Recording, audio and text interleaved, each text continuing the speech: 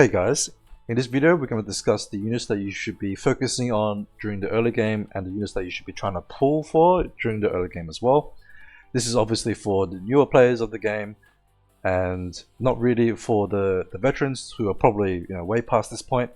But with the collab coming up, I thought it would be a good time to do like a new player guide for anyone that's picking up the game because of the collab. So let's dive into it. I'm going to try to keep this as short as I can, so I won't go into too much detail on each character, but I will have separate guides for them. I have already some of them done, but I'll do some more over the next few weeks hopefully, to help you understand how each unit works and how to use them. But first off, we have Kokorokami. Now she'll be the first unit that you pick up in your 10 pool. In your first 10 pool, you can re-roll it as many times as you want, and there are 5 SSR units that you can choose from basically in that 10 pool. The one that you want is Kokorokami, and the rest of them are not worth picking up. So just keep re-rolling until you get a Kokorokami, and then the rest of the units in that pack or the 10 pool, it's really up to you if you want to just keep going until you get a certain unit. But as long as you have Kokorokami, you'll be set. And if you've started the game and are still pretty early in the game, haven't progressed too much, but you didn't pick up Kokorokami, it might be worth just re-rolling and picking her up as your first 10 pool. The next 2 units I'm going to talk about are Morgan and Farnese. So these 2 units should be your first units that you pick up in your customized banner, which is in here. So this is one of the good things about Haze Reverb, is that this banner you can basically select who you want to target pull, and it will use these tickets or your crystals. And it is worth using crystals during the early game just to pick up these units, because they'll just carry you throughout the game, right? So you want to go in here, pick up Farnese and Morgan, right, as your first 2 SSR units, and then you want to pick up Mizo and Gin. Okay. Now, just quickly, Farnese is the best tank unit in the game. She wants to be rank 5, which you would need either dupes or golden reverbs. I would just pick up 1 copy of Farnese. If you pick up extras while targeting the second unit, that's fine. But you basically want 1 of each, and then you stop. Okay. The SR units you just get automatically pretty much along the way. There's such a high chance to pick up the SR units while getting the SSR units that I will be very surprised if you didn't get the SR units while going for these 2 units. Okay. On average, I would say you'll be looking at roughly 60 pulls per SSR unit. Sometimes it can be more, sometimes it can be less. Depends on your luck. I think the hard pity is something like 135 or something like that. But you'll get them eventually, right? Now, Mizo is a support buffer who buffs armor and heals, right? Very useful for buffing your tanks. And Gin is an auto tank unit, which means that she doesn't need to act to start taunting, and that is very useful because it means there's a taunt unit active at the very start of the battle, and that allows you to run other units to move first rather than having a tank move first. Alright, so these are the first units that you should be targeting on your SR banner. Now, I'm going to refresh this because on your second month, this will reset again, right? So once you pick these, you're not locked into it like forever. It's only for your the first month of the game, and then at the start of the month, this will start again. On your second round, I would recommend pulling for where is she? So Lina and Nastya. Okay, so Lina is another support buffer. She buffs armor, damage reduction, heal over time, and attack. So it's a very loaded kit and very useful, right? Then Nastya is another auto tank unit similar to Gin, but she will always activate her auto taunt at the start of every round. This means that she can taunt forever. So if your fight is going for a very long time, then she will just keep taunting as long as she's still alive. But for Gin, hers will run out after 36 turns, Just keep note that 36 turns is while she's maxed out. But basically, Gin is only like a short duration, right? It's generally long enough to last you for most fights, but eventually you will probably want to have a Nastya. And then for your SR units, the ones I would recommend would be Jacksui and Maybelle. So Jacksui is it's a bit more of a niche tank. I'm gonna have a guide for her hopefully next week or so, or next few days. But she's a very useful tank for a lot of stages because she can reach 100% armor quite easily. And she's good for PvP late game too, right? She's got a few uses. You don't need her straight away, but she's nice to have. And Maybelle is going to be she's currently the best single target buffer, but she does need a decent amount of investment before she actually gets to that point, right? At the base level, she's not that good because she needs her overlimit to get enough support power and also improve her abilities for her to outperform Tina, right? From my testing, she needs to be overlimit 60, which is a pretty heavy investment. But definitely, if you care about boss rating, she'll be very good for that. Okay, I'm going to go back into the rest of the drivers. Okay, so most of these I've talked about from the customized banner. Next one I'm going to talk about is Julius. Julius, you'll get her for free during the main story, and you will also get a couple of her skill ups on your way while progressing through the story mode. She is mostly a crowd control unit. She stuns in a straight line like this for 3 tiles, which is quite useful. She can be a tank, but I don't recommend her to be a tank until much later in game when you can afford to invest into her.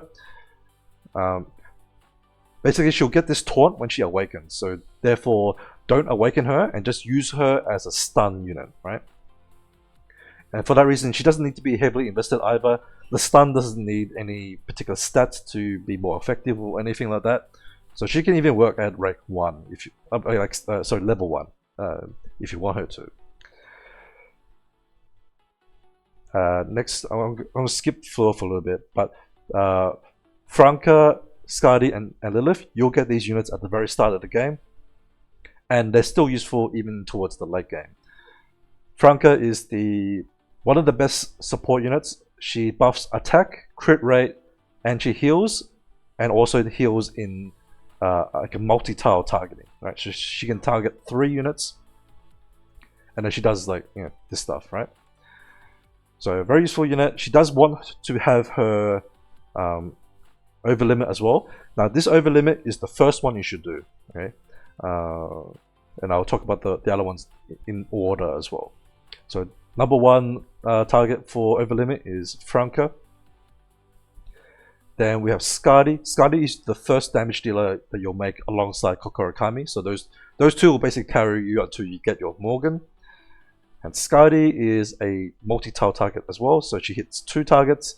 But the main thing that's good about her is that she does fixed damage. And fixed damage is quite rare. Not that many units have fixed damage, and she's one of them. Which means that she bypasses all armor, mobility, and resistance.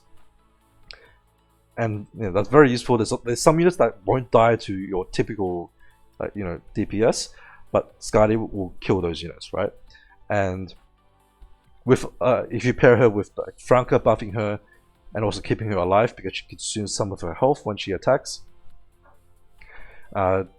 she'll pretty much one-shot anything very easily. Doesn't need too much investment. You just slap some attack cores onto her and you're good to go. And of course level her up. Then Lilith, she is a tank unit as well. She also has a taunt when she attacks, similar to Farnese, but she gets it much earlier, of course. Whereas Farnese needs rank 5 to get taunt, Lilith, she's only a rare unit.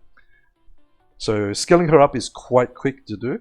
You'll get a lot of her skill ups naturally from just doing your natural pulls for other units. Not too much to worry about that. Then you just awaken her and she's good to go. Then we have Tina. Tina is not a rare unit. You don't get her for free necessarily, but because she's a rare unit, very easy to obtain her. Right, you'll just get her eventually. She is a single target attack buffer and crit damage buffer, and you'll basically pair her with your main DPS unit, which will be Morgan eventually, for just clearing out stages. And yeah, she consumes some help of the health, but she'll buff a whole bunch of damage on that unit and allow her to one-shot. When you're combining it with Morgan, this also boosts the splash damage that Morgan will do with the buffed attack. So you want to invest into her. She is the budget version of Maybelle, basically, or at least Maybelle overlimit 60. So you use her until you get like a heavily invested Maybelle, but yeah, she's much easier to obtain and invest into because she's only a rare unit. The rare units in this game take a lot less experience than the SR and SSR units, so it's just not too difficult to build and max out. No cores are needed on either Franca or Tina as well because they're supports, and they don't scale off really anything aside from health, but that's not even that necessary. Alright, next unit is Krim. So Krim that doesn't need any investment at all either as well, and she is a charm unit. Okay, so this will mean that she will make the unit that is moving after her on the opposing team, at least with the actual turn order number. Now, as an example, if you put Krim on position 1, then she'll target whoever is on position 2 on the opposing team. Then, likewise, if you put her on, say, position 4, then she will target position 5 on the other opposing team. Okay, so just keep that in mind. It takes a little bit of getting used to how to use her, but once you get used to it, it's pretty easy. And that unit will get charmed as long as it's not immune to charm. With charm, they will either attack their own units or it will attack itself. Right, so it's both a crowd control ability and also technically like a damage dealing ability too, in an indirect way, of course. And because those don't scale with any of her stats, she can be left at level 1 and just level her naturally through the stages you get, like the experience you get from clearing stages, and that's perfectly fine. You don't have to waste any of the experience on these support units. And the last unit I'm going to talk about is Fleur. So Fleur is another buffing unit, but she will want to have her overlimit to make her useful, and she is the second unit that you want to put her to upgrade overlimit on. Both of the units aren't too difficult to reach the overlimit unlock, because you need to get her resonance gear. The resonance gear, as an example, is it normally looks like this, right? Once you have maxed out all of these, if the unit has an overlimit, it will show here overlimit available, right?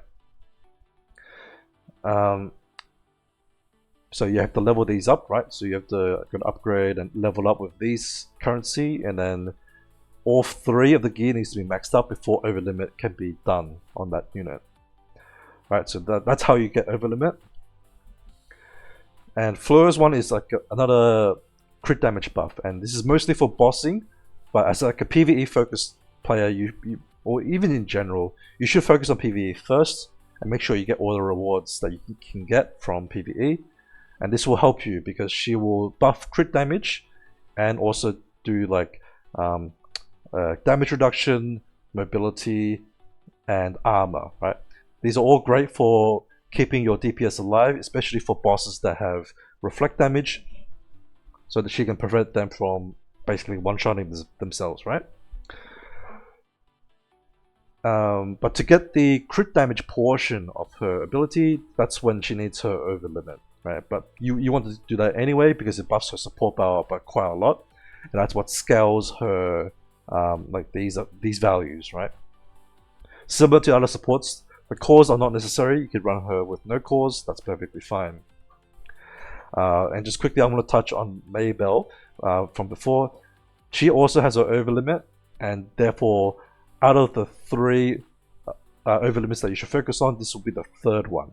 The main reason I say this will be the 3rd is because you'll be using Tina for quite a while, and the difference between Maybelle and Tina isn't super big until Maybelle reaches overlimit 60. I think at overlimit 30, Tina probably still, from memory, outperforms Maybelle by a little bit. It wasn't really until I overlimit to 60 that I did actually notice that Maybelle was outperforming Tina. That's why she's like more of a lower priority, but eventually you do want to get the overlimit on her. And that covers all the units that I think you should be focusing on at the start of the game. But there's other units that you could use, of course, but there's just so many, and I just don't feel like I mean, you can level a unit if you really like the design or whatever. But I think the units that I've mentioned are the more universal ones that will last you throughout the rest of the game. There's only really a couple that might fall off, like Mizo and Lilith are probably the only ones that might fall off towards the end game, but you can still find some uses for them. Alright, that's it for this video. I hope that helps out the newer players. If you have any questions, feel free to ask in the comments, of course, and I'll try to get back to you as soon as possible. Until the next video, have a good one, and I'll see you then. Bye bye.